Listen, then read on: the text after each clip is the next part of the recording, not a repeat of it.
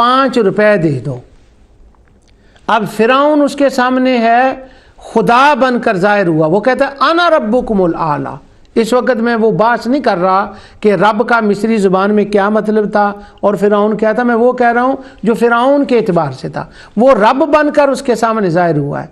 और वो कह रहा है कि तुमने मेरे सामने सजदा भी करना है, झुकना भी है और मेरा हुक्म भी मानना है। और लोग उसके सजदे भी कर रहे हैं।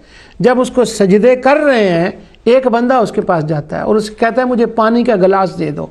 तो ये कहना इबादत बन जाएगी, ये कहना शिर्क बन जाएगा। क्यों कि उस बंदे ने उस हालात के मुताबिक उसको माबूद समझा है, खुदा की ज़ात का हिस्सा और जुज़ समझा है, नाउज़ बिल्लाह मिन ज़ालिक।